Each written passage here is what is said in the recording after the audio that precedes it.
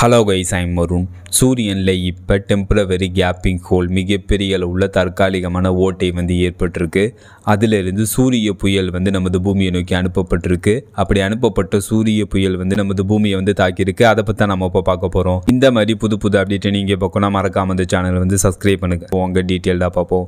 13 September 2025 சூரியனின் AR4199 என்னும் பகுதியில் டெம்பரவரி கேப்பிங் ஹோல் மிகப்பெரிய அளவுள்ள தற்காலிகமான ஓட்டை ஏற்பட்டிருக்கு. சூரியனில் ஏற்பட்டுள்ள இந்த தற்காலிகமான மிகப்பெரிய அளவுள்ள ஓட்டைக்குள்ள நமது பூமி மாதிரி 100க்கும் மேற்பட்ட பூமிகளை வைக்கலாம். நமது சோலார் சிஸ்டத்தில் மிகப்பெரிய அளவுள்ள பிளானட்டான ஜூபிட்டர் பிளானட் மாதிரி 3க்கும் மேற்பட்ட பிளானட்டுகளை வைக்கலாம். அந்த அளவு மிகப்பெரிய அளவுள்ள தற்காலிகமான ஓட்டை சூரியனில் ஏற்பட்டிருக்கு.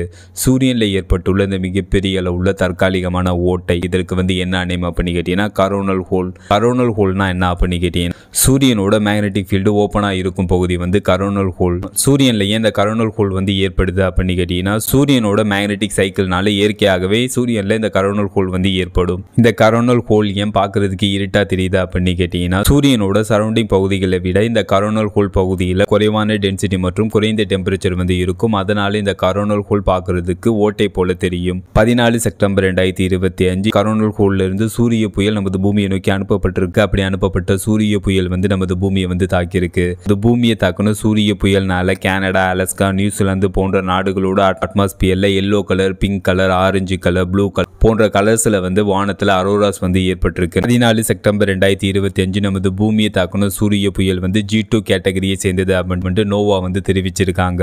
சோலார் ஸ்டார்ம்ஸ் சூரிய புயல்களை அவங்க G1, G2, G3, G4, G5 அப்படின்ட்டு வகைப்படுத்திருக்காங்க. அதுல G1ல இருந்து G3 வரை இருக்கிற சூரிய புயல்கள் லேசானது. G4ல இருந்து G5 வரை இருக்கிற சூரிய புயல்கள் பவர்ஃபுல்லான சூரிய புயல்கள் அப்படின்ட்டு நோவா வகைப்படுத்தியிருக்காங்க. அதுல 14 செப்டம்பர் 2025 நமது பூமியை தாக்குன சூரிய புயல் G2 கேட்டகரியை சேர்ந்தது. நமது பூமியை தாக்குன சூரிய புயல்னால மனிதர்களுக்கு பாதிப்பு ஏற்படுமா அப்படின்னு கேட்டீங்கன்னா மனிதர்களுக்கு எந்த பாதிப்பும் ஏற்படாது. But satellite communication system, radio communication system, power grid, navigation system, GPS system போன்றவெல்லாம் பாதிப்படையலாம். சூரியன்ல என்னதான் நடக்குது அப்படின்னு கேட்டீங்கன்னா நமது சூரியன்ல நியூக்ளியர் ஃபியூஷன் நடக்குது. அணுக்கரு இணை நடக்குது. நமது சூரியன்ல ஒரு செகண்டுக்கு ஒரு வினாடிக்கு 600 மில்லியன் டன் ஹைட்ரஜன் அதிகப்படியான பிரஷர்னால 596 மில்லியன் டன் ஹீலியமா மாற்றப்படுது. மீதம் உள்ள 4% எனர்ஜியா கன்வெர்ட் ஆகுது. இப்படிதான் நமது சூரியன் எரியுது. ஃபைனலா இந்த வீடியோ எப்படி இருந்துச்சுன்னு கவுண்ட் பண்ணுங்க. See you.